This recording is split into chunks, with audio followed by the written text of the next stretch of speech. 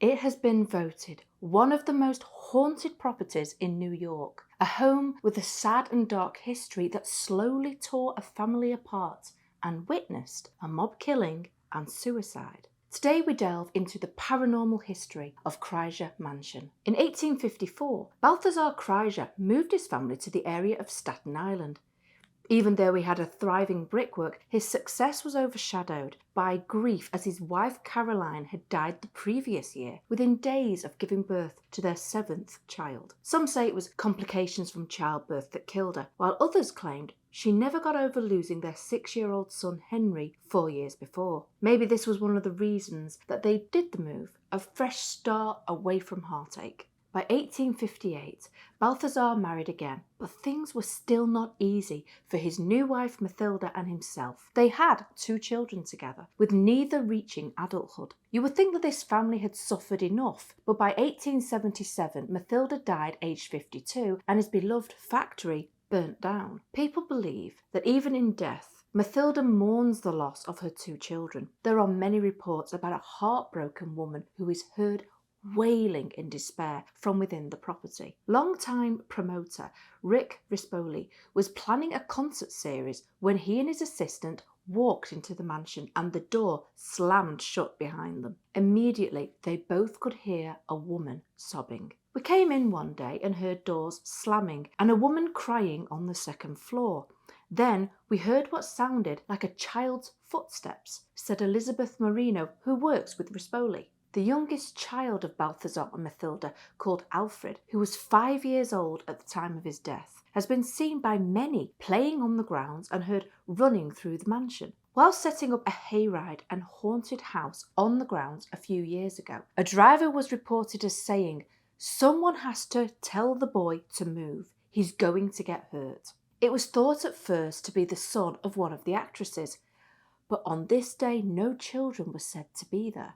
Now this period of time took a lot out of Balthasar, and he decided to retire in 1878 after rebuilding his beloved factory. The business was divided up between the 5 remaining children, but his son George decided to buy the interests of his 2 sisters, giving him control. After a time, he decided to dismiss Charles and appoint Edward and a man named William Linderoth as superintendent.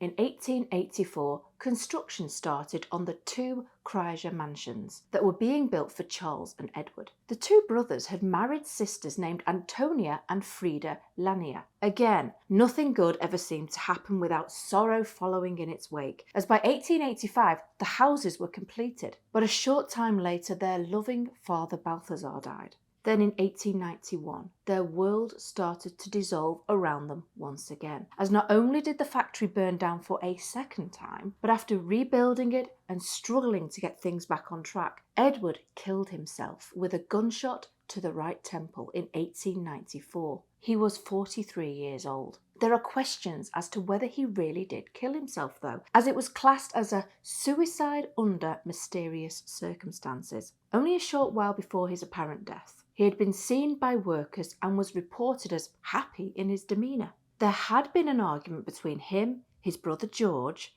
and William Linderoth, but was this serious enough to cause him to end everything?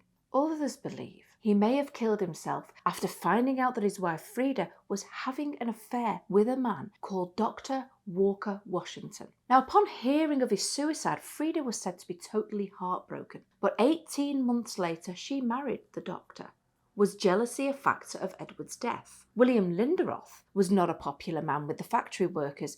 In fact, you might say he was hated. He was even attacked at one point and left quite injured. It's reported that he was told to leave town when rumours started to circulate that he was to blame for Edward's death.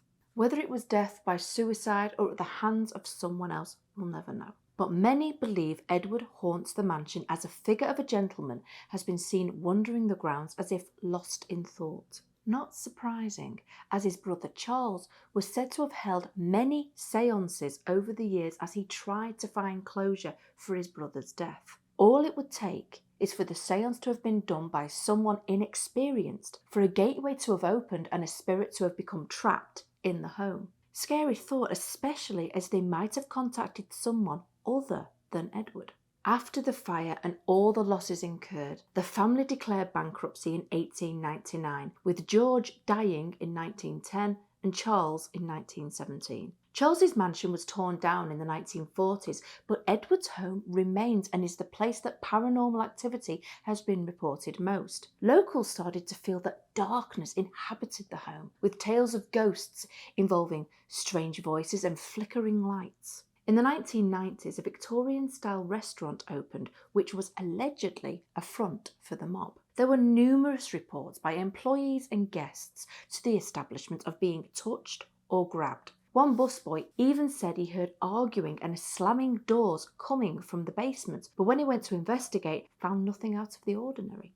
Sadly, by 2000, the restaurant had closed down and the home had a new owner called Isaac Yomtavian. As he did not live in the area, he hired a man named Joseph Young, nicknamed Joe Black, to be the caretaker. Little did he know, though, that this man had ties to the mob and had also been dishonourably discharged from the armed forces for going AWOL after only a few months. In 2005, Joe Black was paid $8,000 by the Bonanno family to execute Robert McKelvey, who was said to owe money. With the help of 3 other men, they managed to get Robert to the mansion, where he was stabbed numerous times.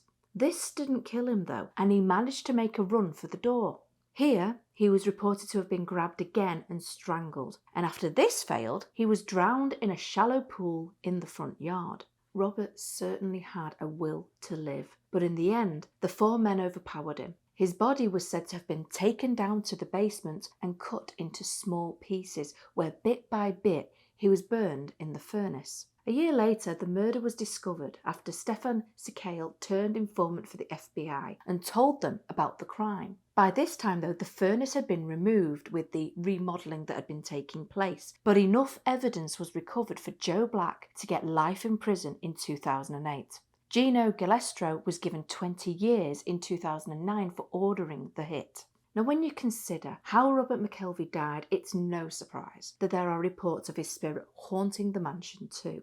Elizabeth Marino commented, "I grew up with Robert, and when I was here one day, I thought of him and was having a conversation about him with someone while in the house. When I got in my car, all my radio stations had suddenly been changed to Christian stations, and there was this song I heard over and over with the words, 'You spoke my name. Release me from my chains of sin and give me my freedom.' The song was reported to be Resurrection Power by Chris Tomlin." Are these the only ghosts that haunt the mansion, though? As let's face it, there have been horrendous things having happened over the years.